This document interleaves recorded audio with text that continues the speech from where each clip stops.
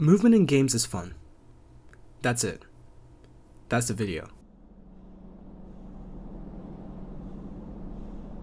Oh, you're still here? I guess I'll actually get this thing up and running. When people talk about movement, they usually jump straight to characters sprinting or climbing something, but movement shows up everywhere. Navigating a menu is movement. Swiping an input is movement. Picking a card in a deck builder is also movement. Games rely on you moving through some kind of space, even if it's an abstract one. So when a game makes actual physical traversal feel good, it sticks. Just existing in that world feels better because the basic act of getting around works. Naturally, parkour ends up being the genre that pushes this idea the farthest. Not in the dramatic, look at this flip way, but in the way the system builds flow. Clear rules, routes you can read, feedback that tells you what went right or wrong. That's what makes parkour feel good in games. Today I have a couple of examples I'll be using.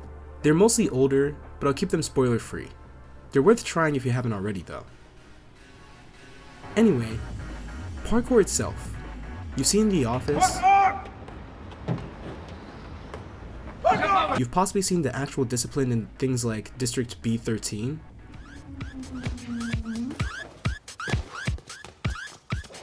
Parkour comes from needing to move efficiently when the normal path disappears. Freerunning grows from that, but shifts towards creativity. Same core idea, different pressure. One is get there fast, the other is getting there your way. Games split those because it helps the player. Sometimes you want speed, sometimes you want expression. A good system doesn't make you choose between them. This is where Assassin's Creed set an early foundation. And if you know ball, but the first AC is the one that's stuck in the genre. Its rules are straightforward. If something looks like you can grab it, you probably can't. Side ejects help with momentum. Ledge catches forgive honest timing mistakes. It looks simple, and it is, but that's why it works. Once you understand how the system reads the world opens up. The clarity becomes freedom.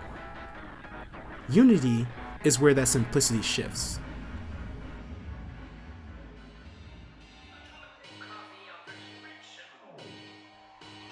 Assassin's Creed Unity, a game said to be underrated to the point where it's overrated. I'm not here to list its faults, instead I'm here for the system. Unity adds two inputs that change the entire feel of traversal, freerun up and freerun down.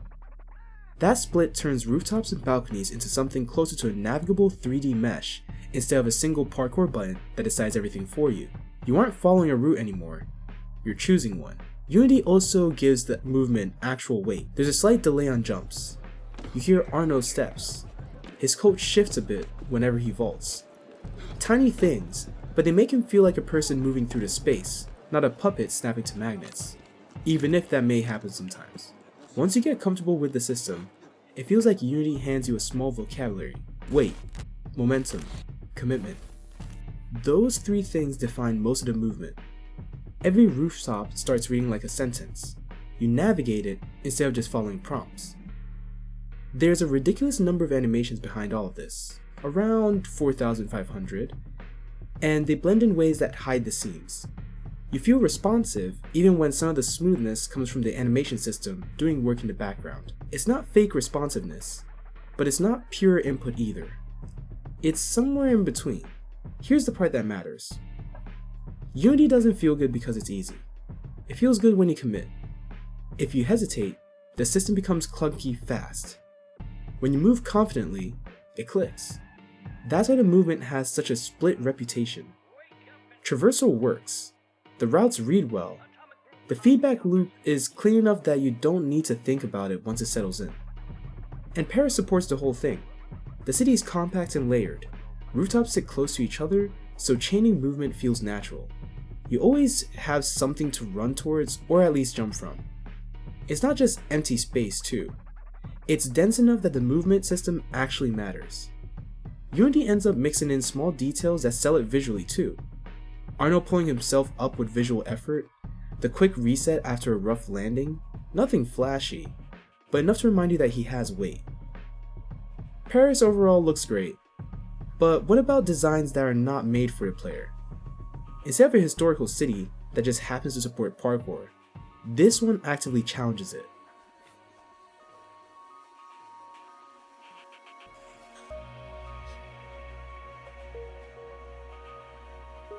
Movement systems are one thing, but without a world that understands how they work, they fall apart. Mirror's Edge is where the world design steps forward and becomes part of the conversation. Mirror's Edge Catalyst, no, not the first game. I missed that one because of a whole situation that we're not really unpacking here, but anyways. So Catalyst has flaws, but what matters here is how it pushed first-person parkour. The movement feels sharp. When Faith picks up speed, the edges of her vision blur in a way that just feels right. When you hit a lâché, you hear her hand slap the bar. If you come down too hard on the landing, she stumbles. You avoid those mistakes next time, so the run feels earned. It becomes this loop of prediction and confirmation that's easy to settle into. Then there's the city. Glass looks clean. Too clean. Everything is bright, polished, and perfectly arranged. The first impression is that the city wants you there. It doesn't. You hit dead ends that make no sense for traversal. Rooftop decorations that look grabbable until you try. Slopes that kick you off the side because they weren't built with you in mind. At first, it reads like bad level design. Then you realize it's not designed for you at all. Glass is built for workers, corporate teams, maintenance drones, basically anyone except a runner. And that matters because parkour started as something you do when the space isn't cooperating with you. Catalyst leans into that. You start reading the world the way a tracer would, looking for what's usable, not what's intended. The city resists you just enough that finding routes feels earned instead of obvious. Whether DICE planned every bit of that, it's really impossible to say. Doesn't really matter. The end result is the point. Traversal is solid, the feedback is definitely clear. And even though you can't explore the entire city, the slice you get teaches you its rhythm. Catalyst is a condensed version of parkour, constraint turning into flow. It's stylized, definitely not realistic, but it captures the feeling of moving freely even when the world isn't built for you.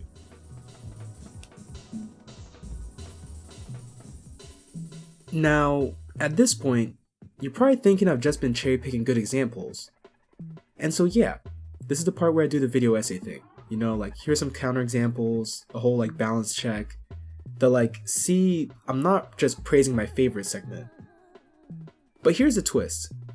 Most of the games people bring up as parkour games don't miss the mark because they ignore parkour.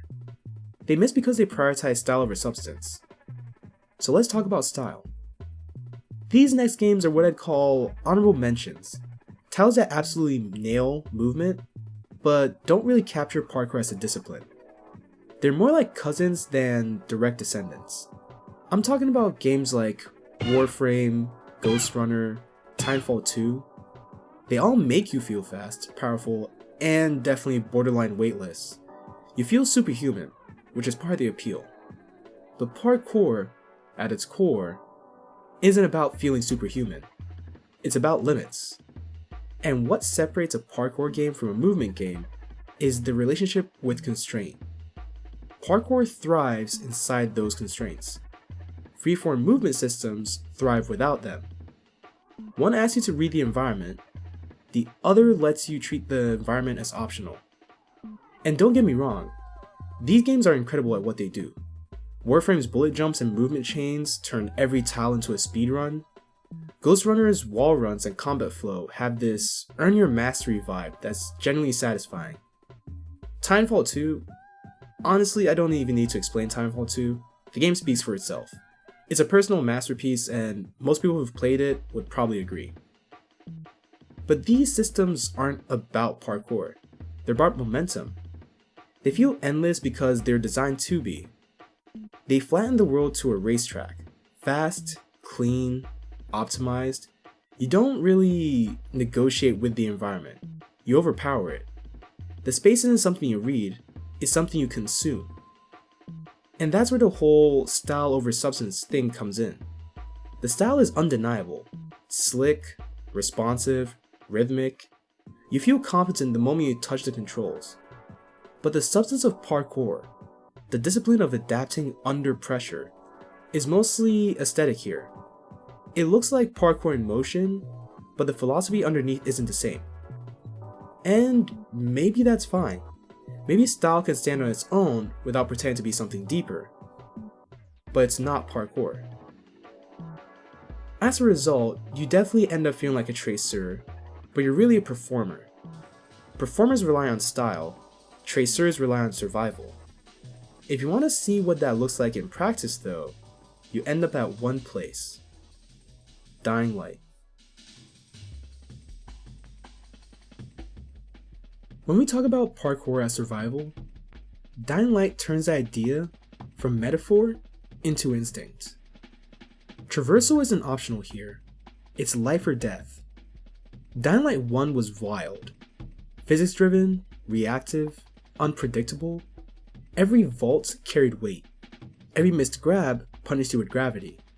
When you hit a railing, the camera lurched with your momentum. When you fell short, you felt it in your gut. It wasn't cinematic, it was physical. Messy, but alive. Dying Light 2 refines that chaos into something a little bit more deliberate. It feels less like panic and more like control. But it never loses the heartbeat underneath. It's more animated, sure, but every swing, climb, and sprint still hits with feedback. You can hear Aiden's strained breathing, feel the scrape of his gloves on concrete, watch the camera tilt as you grab a ledge at the last possible second. The parkour isn't decoration, it's your pulse. Now I know what you're thinking. But here's the thing, Dying Light 1 was a zombie game with parkour. Dying Light 2 is a parkour game with zombie survival. That shift matters. Yes, the movement can feel floaty, but switch it to the physical setting and you'll see the design click into place. The game gives you freedom, but you have to earn it. What makes it so freeing is how it teaches you to trust the city. The rooftops, ledges, and broken signs all follow the logic of survival. You start cautious, second-guessing jumps, watching your stamina, but as your skill tree expands, so does your confidence. Your hands stop trembling when you leap. The city stops feeling like a maze and starts moving with you. And when you finally string together wall runs, vaults, and grapples without breaking a stride, you hit that rare space where fear turns into flow. It's not about running away from danger, it's about outrunning what's trying to kill you. Dying Light 2 doesn't just teach parkour, it makes you live it. Revisiting old routes never feels like backtracking, it feels like fluency actually. The same alley that once trapped you now serves as a shortcut. The same rooftop where you died becomes your launch point. You begin to see the world like a tracer, not as fixed architecture, but as opportunity. Both Haran and Villador were built for this mindset. They were dense, vertical depending on where you're at, and reactive. Cities that like to reward curiosity and confidence. Every build is a question of, can I reach that? And each success rewires how you navigate. At night, those same routes transform, flooded with volatiles, drenched in UV light, and somehow even more alive. You might never play 2 sessions the same way, because every leap feels like a conversation between you and the city. People might say Dying Light 2 isn't exactly the most groundbreaking open world game, and maybe they're right, but it doesn't need to be. It's a culmination of what parkour has always stood for. Survival through mastery, evolution in movement, and freedom found through fear.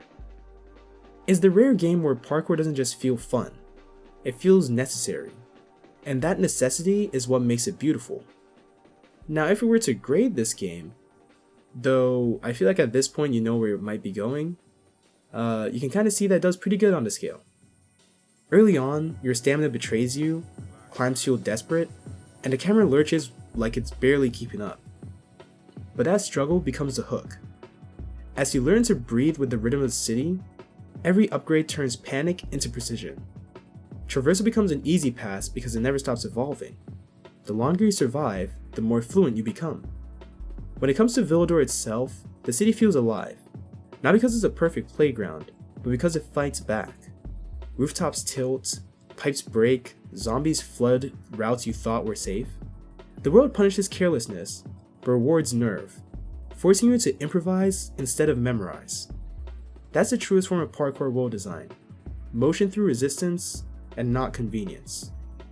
And when it comes to style, Dying Lights isn't choreographed, it's accidental grace. You don't move to look good, you move because hesitation kills. The style comes from survival, from knowing exactly when to risk everything for just one more clean vault. In the end, Dying Light doesn't just pass, it redefines what it means to earn motion. So yeah, parkour started as survival, became expression, and ended up as a philosophy. Every game I've talked about, Unity, Catalyst, Dying Light, and many others, capture a piece of that truth. What makes parkour special isn't the moves, or the tricks, or even the freedom. It's the discipline of motion. The idea that the world will always push back, and the movement is how you push forward. So whether it's rooftops in Paris, glass towers, or the decaying skyline of Villador, it all comes back to one rule: keep moving. Because that's what parkour teaches, and maybe that's what games should too. If you have any personal parkour games that you enjoyed or would love to share, just go ahead and leave like a comment so I can check it out, because I think parkour games are pretty fun, if you can't tell. Until then, drop a sub or like, do like the thing that the algorithm likes, I don't know, and I'll see you in the next one.